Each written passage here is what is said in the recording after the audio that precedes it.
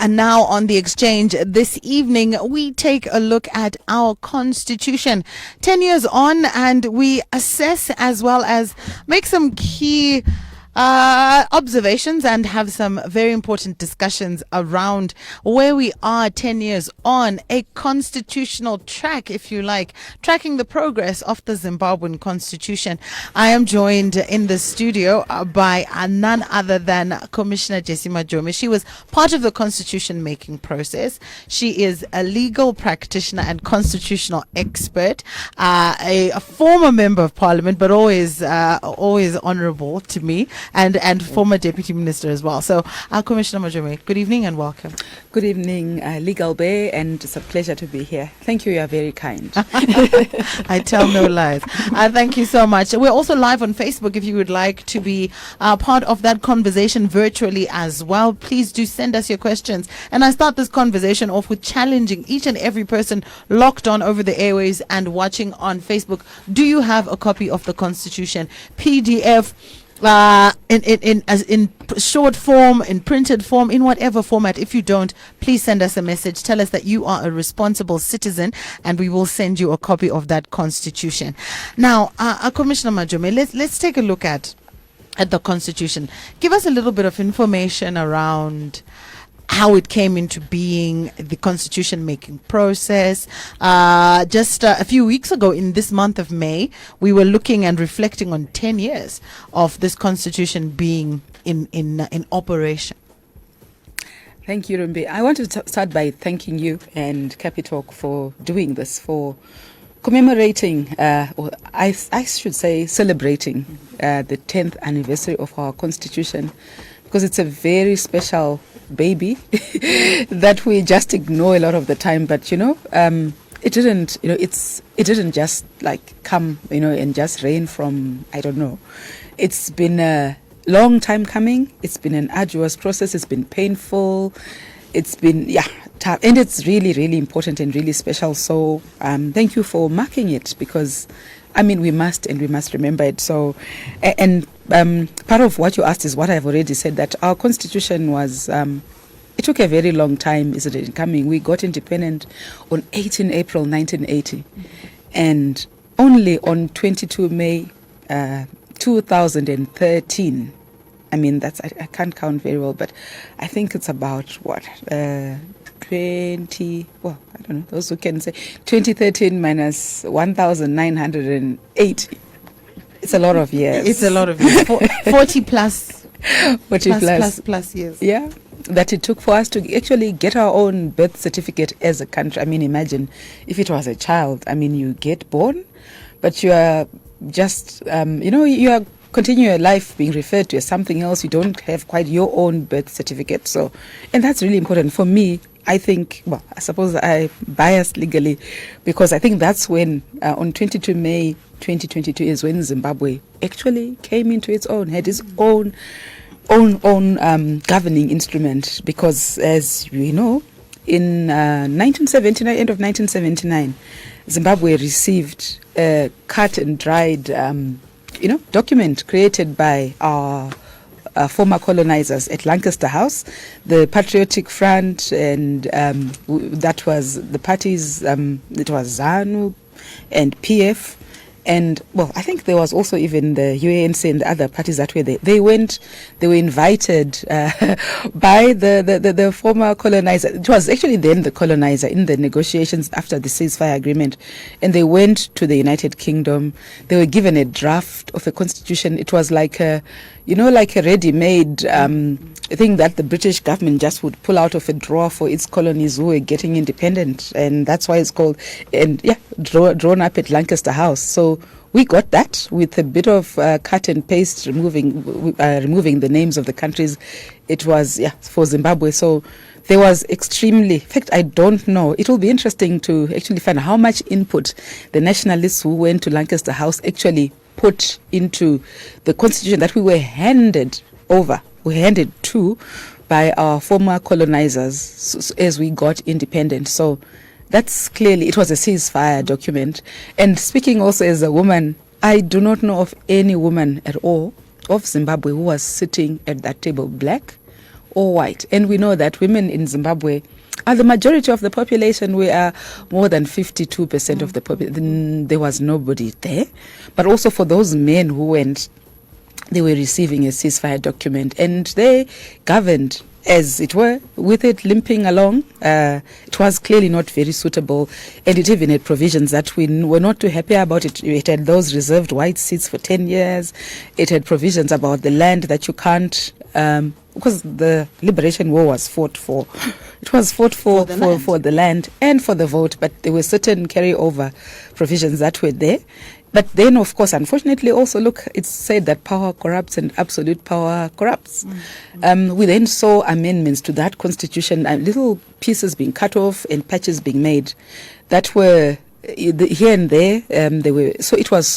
There were amendments, they were a record of, there were nearly, I think 17, 18, I've stopped counting, that were being cut off and patched over. It looked very tattered, if anything else, but it was. And those amendments were not necessarily, there was no contribution of the people of Zimbabwe. Still, the popular, the people, the ordinary people, we still didn't get a chance to even contribute in those cutting and pasting. So it remained a politician's document, and it was making changes that were suitable for those who are in power. A lot of those changes were to increase, executive power of the executive, and the voice of we the people wasn't still there. So Zimbabwe was crying out for its own, that we write our own, we call it a homegrown constitution, a people's constitution. So it is only on 22 May 2013 that this was done, and there had been attempts before in 2000 because of the need for Zimbabwe. It was crystal clear that there had to be a new constitution, our own birth certificate. In 1999, the former president Mugabe appointed a 400 or so member commission to conduct a commission of inquiry into a new constitution, because there was pressure from civil society and Zimbabweans, and also it was clear that we needed something fit for purpose. So the process was done, and I lead a very interesting life. I found myself as one of the commissioners. There were 440 of us, and I found myself there by fate, just by default. But I was there. I was really young then. I was younger than I am now. I found myself as the youngest female commissioner. I was in there because the civil society boycotted the process. Yes, the National Constitutional Assembly that had pushed the Mugabe government to a corner and say, hey, we want a constitution. They didn't realize just how much they'd won. Instead of tipping the ball into the goal, they backed off and walked out of the stadium and said, no, we want to control the process, we want to write it, etc., etc. And they boycotted it. So I used to work for the Zimbabwe Women Lawyers Association then as a program officer to mainstream gender into the constitution. So the people who were senior and who had been nominated to be on the commission, because, to say, I do not know, I can only say I do not know of any process in Zimbabwe, a national process, that has ever been as inclusive in terms of participation as the 2000 process, believe it or not. Wow. It had in the 440 commissioners, there was the whole cross-section of Zimbabwean society, including, and I'm not disparaging them in any way, including the Hindu society and so on and so. I'm just saying that there was the whole cross-section. There were parliamentarians, there were across, and all sorts of representatives of interests and groups, etc. So they boycotted, and so I literally woke up one morning and found my name in the Herald and in the Government Gazette, having been appointed as a commissioner. So I thought, oh, okay. Because the ones who were above me boycotted, and I think the government, whatever machinery it is, it simply went down to the lower ones. And I said, I'm taking this. I want this because I'm a Zimbabwean, and I want to give this process a chance. And I'm curious. I want to see that if this process is going to be stolen, as was the fear, I want to see exactly how it's going to be stolen. But more importantly, as a woman, I realized then, as I realize now, that women don't control political processes and decision-making in nations. But as far as I was concerned, women were the section of the population that was most in need of constitutional reform. And I thought, this is the chance, let's go everywhere and let's push. So I accepted that. And then there was a lot of politicking a draft was produced that I think was actually very good. And also for women it was, and other things. But because of political transitions and the contest there, I usually joke that the result of that process in 2000 was that the party ZANU-PF, that was President Mugabe's party, I think it won. Its core line was won because it didn't really want a constitution that really. And then the NCA, which also then gave birth to the MDC, it also won. Guess what? Because a political party or an opposition party came out of that process. So ZANU-PF won, MDC won, and the people zero, because we still didn't have a constitution. So it stayed like that until again, because it wasn't there, there were processes and strife that resulted in not having a proper governance document where people can talk to each other and respect each other as citizens. Only in 2000, after the 2008 election that was contested by the two major political parties, which was a contested election that resulted in the global political agreement that was signed by the late Morgan Tsvangirai representing the MDC and Professor Arthur Mutamba representing what they call the MDC, that was often called the MDCM, and the former President Robert Mugabe. And it had Article 6 in it that required that Zimbabweans, that the three principles facilitate a process that consults Zimbabweans about how they want to be governed, so that we can finally have a governance framework that we all agree on and can relate to. It was the first political, more or less, article. The first three were about, the first five were about the economy and the peace that was needed in the country at that time. So we were required to produce to consult through a that would ask, figure out a way of asking the citizens what they wanted, come up with a draft, ask them again, and then the draft would be taken to a referendum. And this is what resulted in the birth on 22 May, after labor pains and birth pains and all sorts of things. But the process was supposed to take a very short time, but it ended up taking long. But I think it was because people have to find each other, and we did. And we in the referendum, there was, I think, one of the highest affirmations of a referendum on a constitution. Ours was even higher than Egypt's. We had about 94% yes vote. Amazing. So we've come full circle, and I know a lot of you are thinking, wow, we had no idea that the story of the Constitution, the history and the progress of the Zimbabwe's Constitution could be laid out in that manner. So we talk about now coming to a people-driven Constitution, Commissioner. You spoke, about how people were involved in that process, a resounding 94% of everyone saying, no, we want this document. So the public was involved. Now, 10 years on, I've seen a few statistics that say about 81% of the population are unaware of the Constitution. Almost, it becomes a paradox, because 94% at one stage say, yes, we want the Constitution, we want this document. Now, in operation, a very small percentage know what the document is or what's contained in it. Or what do you make of this? It's interesting, isn't it? I think there are two maybe causes that are there. One is that while we had a very high percentage of the vote in 2013, I don't think, a lot of the people actually read it from beginning to end. But, the sentiment that was boiled down in there, people sort of understood. But also after it was, because you see, after it is what people were reading during the formative was a draft, but this is the Constitution. So people afterwards, doesn't look like there was effort, a lot, both on the citizen side and on the government side. I think the government really has to do a lot more to make this Constitution popular, because it's also even required by the Constitution itself, as we know, to actually publicize it. In Section 17, it's required to promote the Constitution, but not only the government, but also even the citizens. But this is why I also congratulate you, Capitalk 100.4 FM, for doing that, because you're actually, thank you for being one of those sectors in our society that are disseminating awareness, because it's a duty to do that. There has been very little of that. I envy South Africa, Rumbi.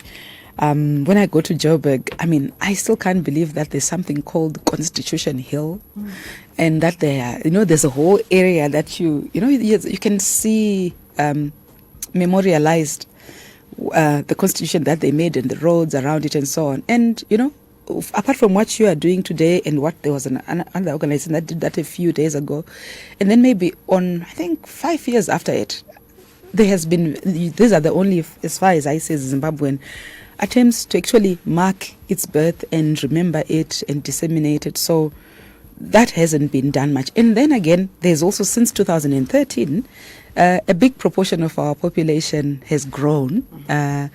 It is 10 years since 2013. So they are brand new adults who in 2013 would not have known much about what was going on, but those ones have been added to the population. So they will also account for a lot of the people a bulk of the people who don't know what is in this charter. And I think I want to encourage, I'm thinking for anyone who's listening, I'd really like, as a Zimbabwean, I'm just my own humble plea, is that I wish we would, at an individual level, stop wanting to subcontract and do a shorthand summary of matters that affect us.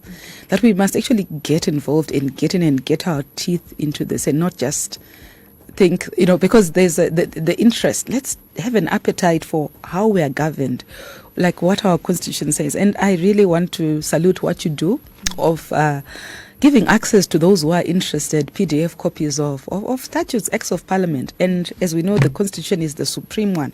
It is the mother of all the laws in our country. And I think we should really take, and a lot of people have access to data, and some I know don't, and so on. But I think let's try in our communities, as individuals, as families, as like in churches, groups, whatever. Let's just, like you are encouraged, let's just read it. And I'm proud of this document because I remember that at the time that it was drafted, it was resolved to draft it in an unusual style for legal documents and acts of parliament. It was drafted in a very straightforward, plain language way, so that the English one, anyone can actually read it. It's simple. So yes, maybe people think, it's an act of parliament, we don't want to read it. But this Constitution broke from the style of whatever statutes we have. It's plain, and you can read it from beginning to end. And it's not very long. I've been told that there are countries, I think like Brazil, that have, I think, about 400-page constitutions. Goodness me. Short, so quite short, yeah. Let's try and read it. But translations into other languages also, they are also required into our national languages. So I think the government really needs to do a lot to do that, and also other organizations, and so that it's widely available. But thank you for what you're doing today. Thank you so much, Commissioner. Now, for somebody who might be listening for the very first time, or who might be hearing this conversation for the first time and wondering, why should I care? Why is the Constitution so important? Why does it matter for that person who's going about their life thinking, politics is not for me, or I don't care about this? But bring it down to that person, Commissioner. Why is the Constitution so important? Thank you, Rumbidzai. I will say the Constitution is important because, as I had quipped before, it is the mother of all the laws in our country. And because the law is so important, I mean, the law is the law. We live in a society in this age where we generally agree that we want what is called the rule of law, that we are governed not by an individual, maybe man or woman, however handsome or beautiful or charismatic they may be, and so on, and however much money they may. Really, we have agreed that is not the best way to govern in a modern society where there are so many different interests and there are talents that we might not get. So that what we then decide to do is that because we want the best of the minds and of the talents of all the populace, we are going to find a way of distilling all that, the best that we have, the ideas that must compete. And for the best of them, we distill them into the law. Mm-hmm. And that law is what then governs us. It is what rules us. That comes from the competition of ideas and the best things that we want. So that becomes the law. It is what rules us, and not any particular person. no matter even if, they are too poor, if they are Roger like me and so on. It's a very, hey. The owners of the land that, because of the rule of law, bloodlines don't really count or whatever pedigree, but it is the law that governs us. So now the Constitution is that law that is higher than all laws, from which all the laws come from. And that's why I keep calling it the mother of all laws, because I like very much our symbolism in the Zulu tradition, for example, that it is said that you can't, like in Shona tradition, if we want, that there's one of our value systems, our belief system is that your mother, a person's mother is actually sacred. Yeah. Value for her. That's so you must revere her. And she's like very much so that if you ever decide to defy her or cross her or violate her or disobey her, you rotanda boto. You have consequences to pay. Yes. Absolutely. So that's the bit that we reinforce that belief system by, from a supernatural way, that it's believed that if you desecrate your mother, you shall have consequences that are coming to be visited upon you. In other words, you can't do that. You've got to respect her. You've got to, because you come from her. So I like that, because for me it symbolizes the Constitution. This is where the laws come from. It gives birth to the laws, because the other laws, because it's the one that even creates the legislature, parliament, that is the one that makes the laws on our behalf. It also then creates and puts, assembles the judiciary, which is the one that has the power to interpret our laws and apply them, that we don't resort to, taking the law into our own hands.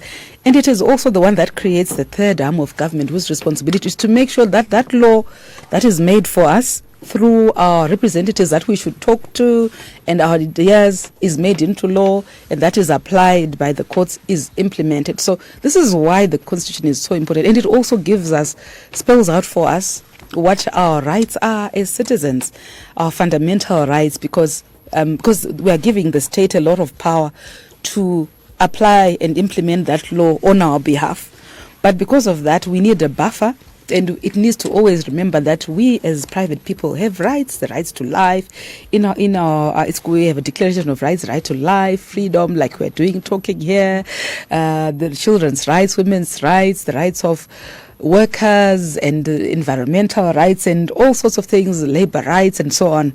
Those rights are very, very important, because we all know that we all need them. And we have wonderful ones, such as even the rights to a standard of living that is good, food, shelter, healthcare. All those things that we need. So that's why it's so important, because it is the one that gives the framework for all the other laws must align to it, or else they are not the law. So this is why it's so important. And even our rights to get passports. I was just listening earlier on, in birth certificates. I was just listening earlier on to the program that was before about how I got excited to hear that traditional leaders can now issue birth records. Amazing. Imagine that. Because that's amazing. I think that's really wonderful. And I was just thinking that, this is one of the things that because this is where it comes from, the Constitution. Our Constitution provides that every citizen has a right to like documents, birth certificate, prompt provision of birth documents. Yes. Exactly. So if it's easier, if I'm born in the rural areas, and then my rukuvute is buried behind a door, and the local headman knows that, look, their child was born here. Yes. I can get my birth certificate easier. I won't have the trouble. But you weren't born in a clinic. So things like that. That the right to travel documents, passports, passports, national IDs, it all comes from but it also reminds us we have duties. We have duties as citizens to our nation. We have duties to, to defend Zimbabwe to the best of our ability. Those are some of the things that we must actually. So this is why it is so important. It unites us. It gives us an identity. It gives us, I suppose, hope, and even the aspirations. I'm excited. I love the preamble to the Constitution, because it has all these lofty ideals that a lot of things clearly are not perfect, but what our constitution does, it reminds us of the Zimbabwe that we can be of all those aspirations where just allow me to just please do. If you're just joining us, this is The Exchange on Capital 100.4 FM, a reflection on the Constitution, 10 years on celebrating the progress and history of the Zimbabwean Constitution with Commissioner Jessie Majome here, constitutional expert of note. And did you know that she was part of two constitution making processes? Oh my goodness. So please go ahead, over to you. You're going to share some of those very moving parts of the Constitution. Thank you, Rumbi. So in the preamble to our Constitution, because it says, as we the people of Zimbabwe, united in our diversity by our common desire for freedom, justice, equality, and our heroic resistance to colonialism, racism, and all forms of domination and oppression.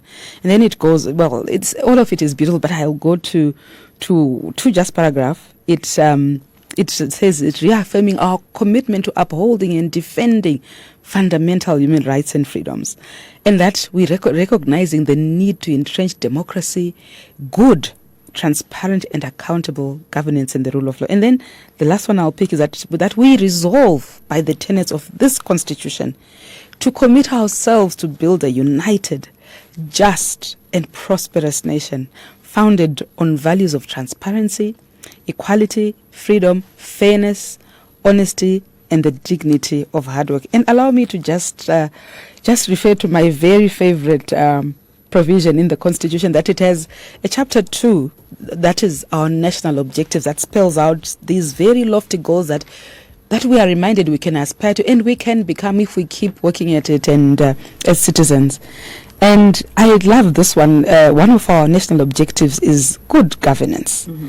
And I really is objective that it actually tells us the whole point of having a government, about what is it meant to do. And I love this because it says that the objectives set out in this chapter guide the state and all institutions and agencies of government at every level in formulating and implementing laws and policy decisions that will lead to the establishment, enhancement and promotion of a sustainable, just, free and democratic society in which people enjoy, this is the part I love best, prosperous, happy and fulfilling lives. I love did the we fulfilling know lives aspect? And the happiness that our Constitution says that this is what all the policies and decisions that are being formulated in our land must lead to.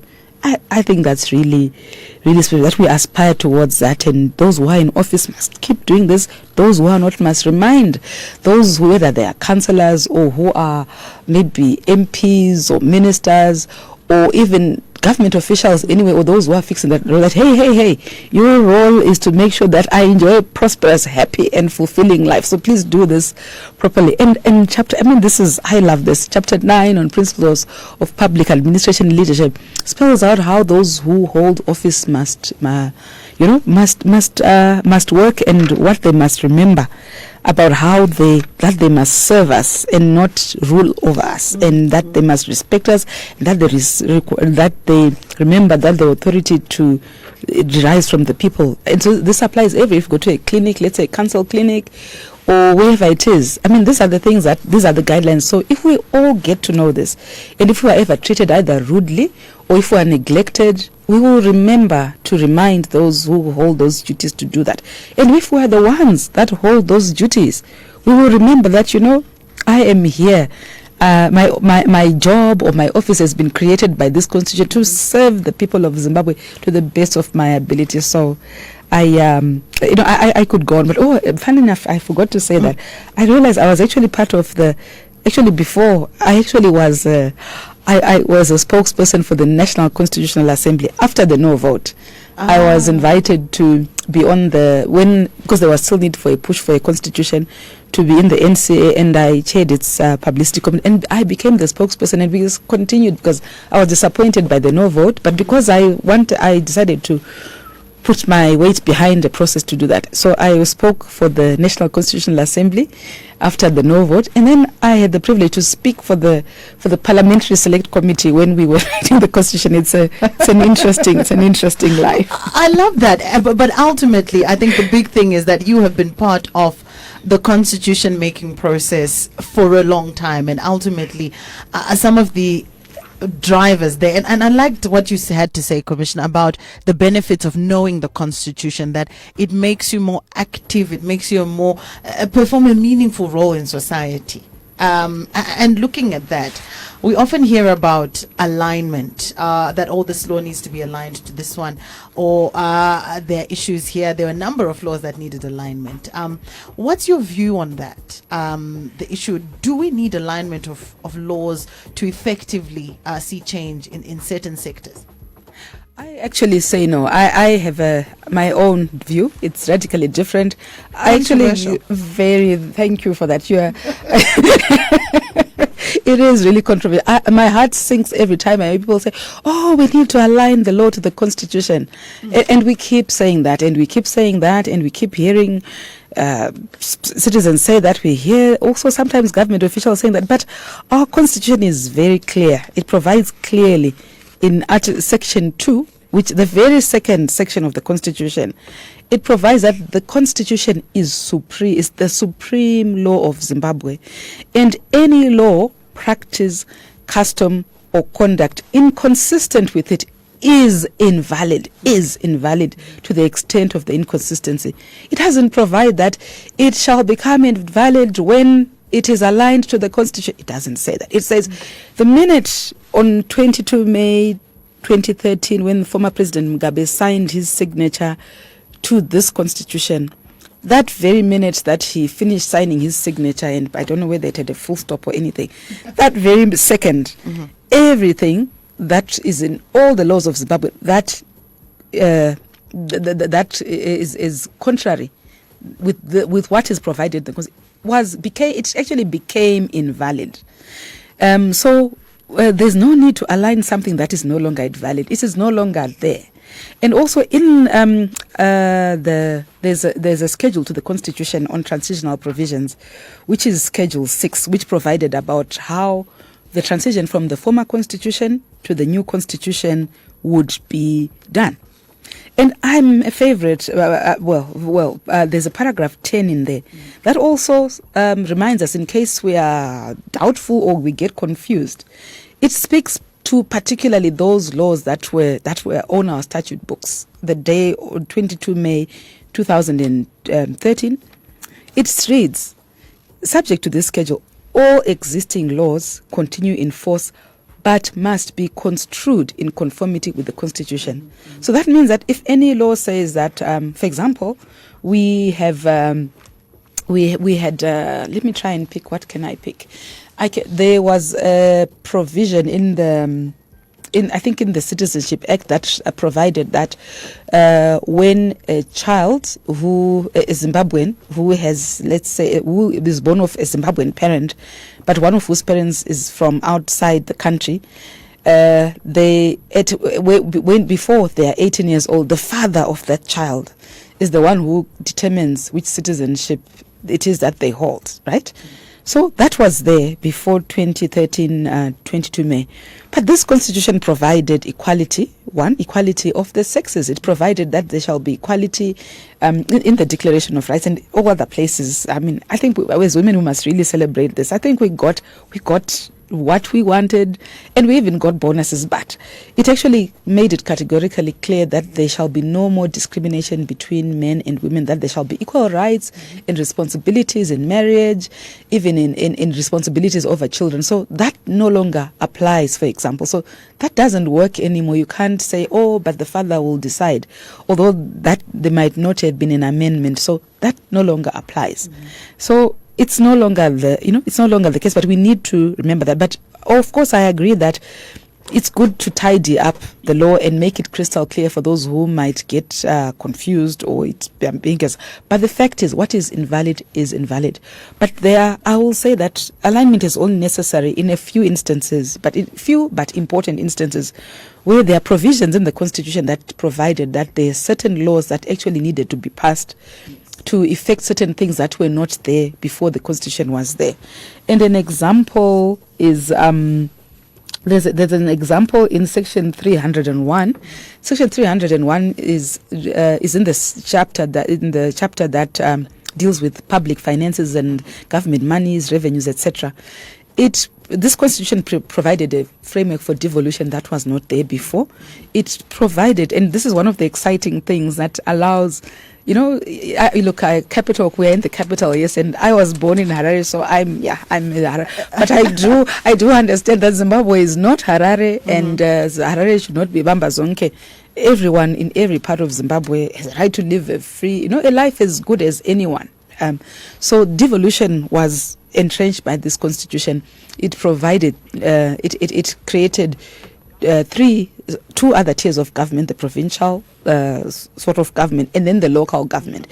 And it actually made it practical by requiring that when the Minister of Finance delivers his budget, he actually makes provision for how the money, the envelope of the fiscus is distributed, actually goes to those levels. And Section 301 requires that Parliament passes a specific Act of Parliament that spells out how money is going to be shared at the provincial level and at the local government level. That is where you need alignment, where there is nothing. And sadly, up to now, I don't think that this has been done. And there are also even a few other provisions that are where new things need to be done.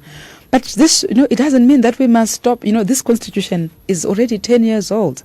It must be implemented fully. We should stop waiting for this alignment because it is already, aligned. I mean, it must be implemented fully. Those laws that quarrel with it are no longer the law. They are invalidated by the Constitution itself. I mean, the whole Kutanda Botso scenario, you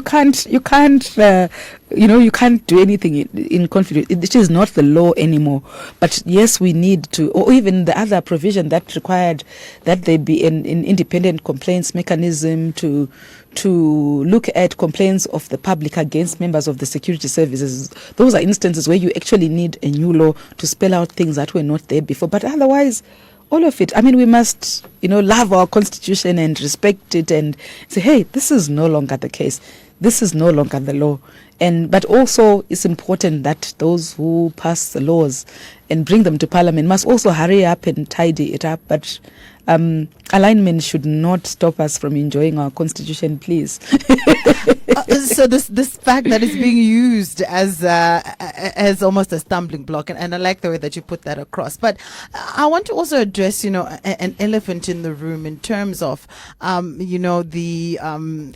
don't even know why it's called child marriage, but we'll call it that for lack of a better term. But the child abuse, we often hear sometimes they say, the instances of pedophilia and underage marriage are happening because laws are yet to be aligned, because we are waiting for a particular law to come into effect, and then suddenly things will then change. But what's your view on that, and is it accurate to say, particularly in the case of child abuse?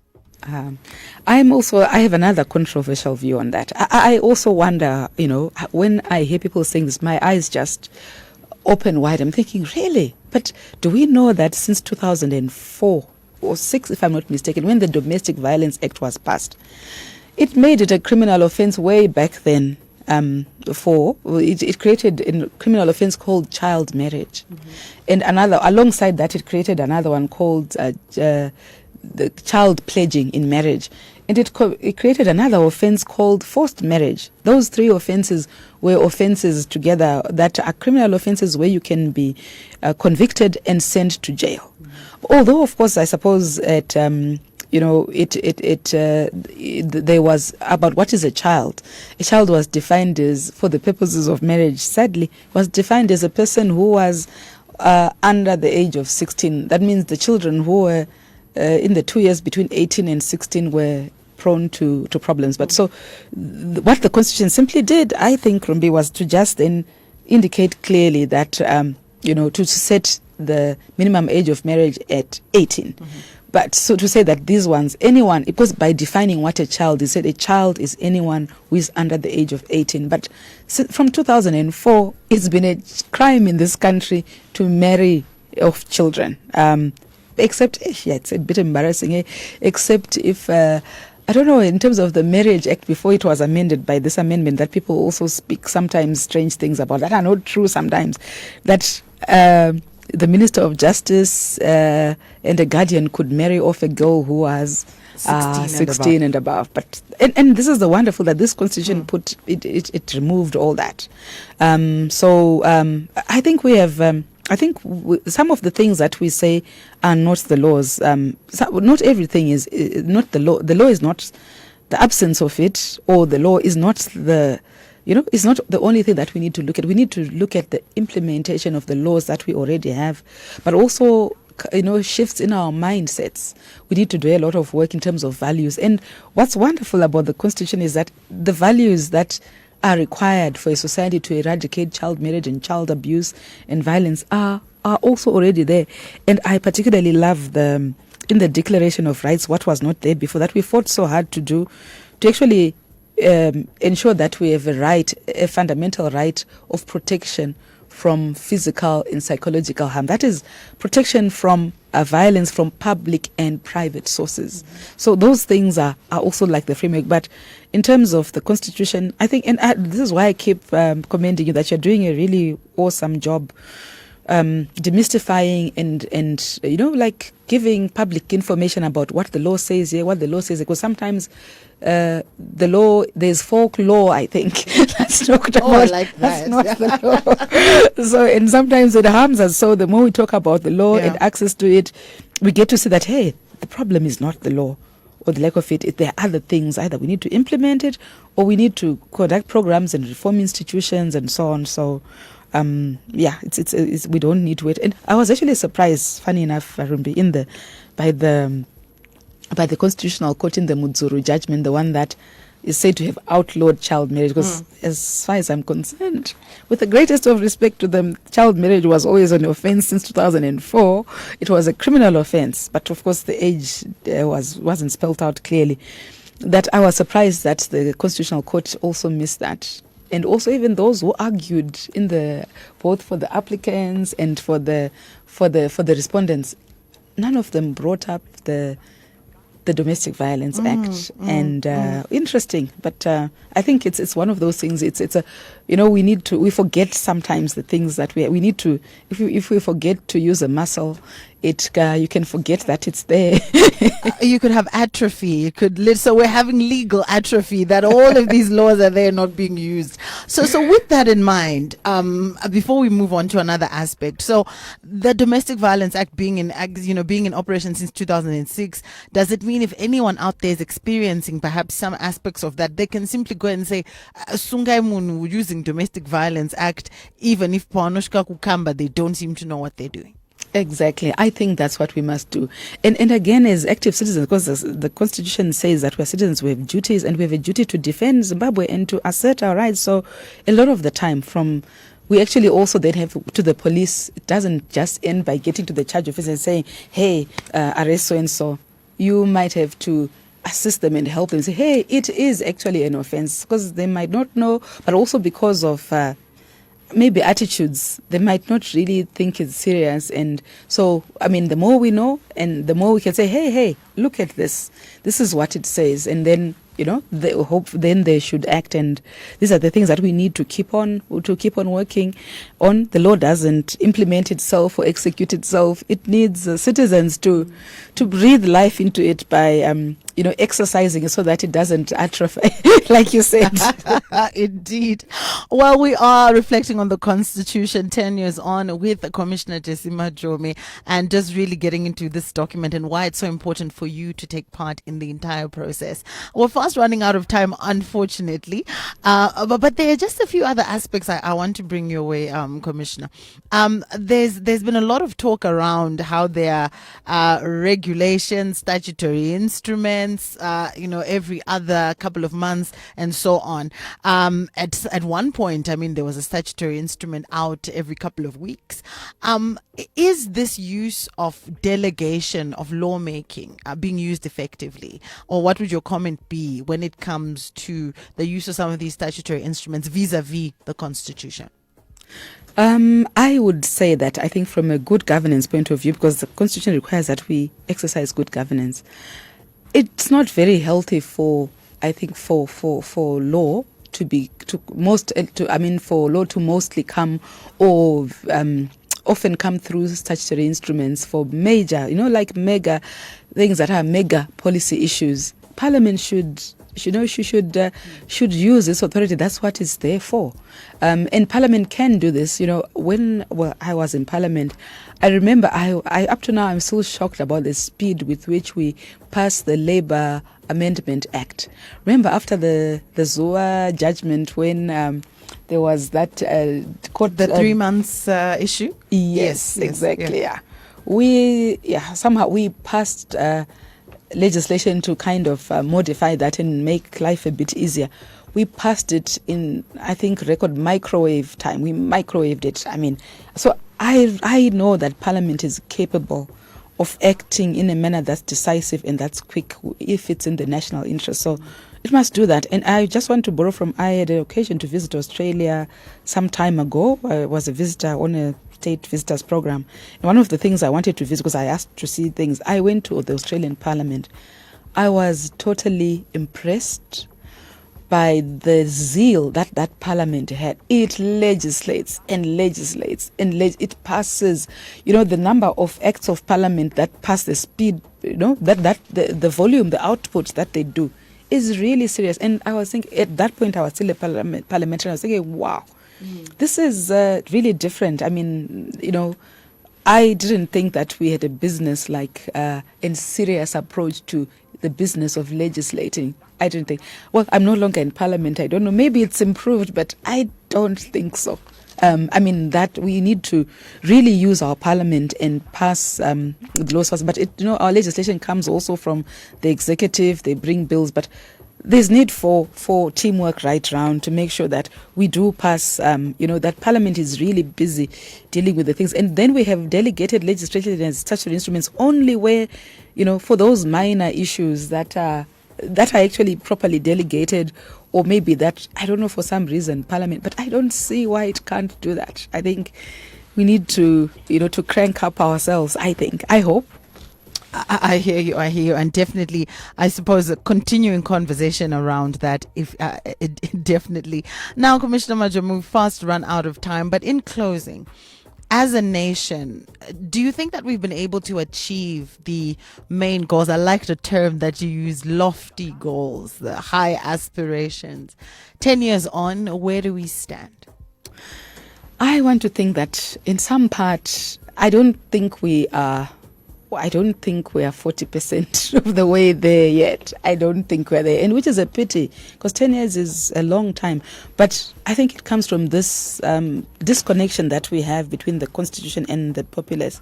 And one of the sad things, I'm sad that we already have 2 amendments to our Constitution. My personal view is that, let's use it first. Let's get people knowing it and using it.